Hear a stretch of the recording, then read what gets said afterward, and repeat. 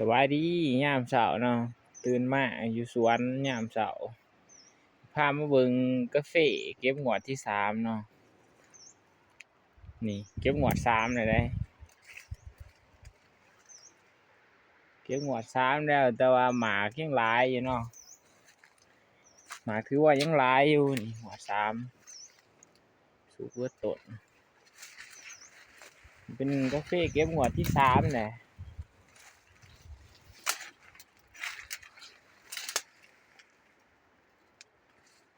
งวดที่3เนาะเก็บมากาแฟงวด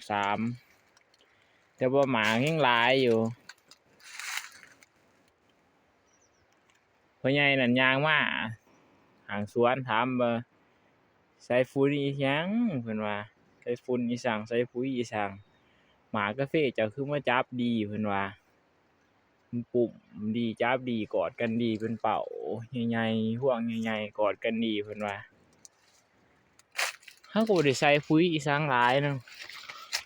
เพราะว่าเฮาทุนบ่หลายเราใส่ปุ๋ยปีหนึ่ง2เทื่อเท่านั้น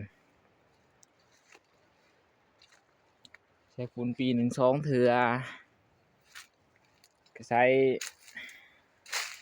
ซ้ำบ้านซ้ำเมืองเพิ่นใส่หั่นแหละบางคนเขาก็ใส่2-3เทื่อแต่ว่าเฮานี่ใส่ได้แต่2เทื่อฉีดก็บ่ได้ฉีดดอก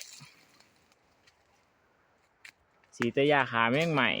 เล็กๆน้อยๆเท่านั้นเพิ่นถามว่าใส่ปุ๋ยอีสังเนาะเพิ่นว่าหมากก็คือจับดีแท้มันปุ่มกอดกันดีแท้เพิ่นว่าเฮาใส่ปุ๋ยหมากเนาะปุ๋ยเสมอสูตร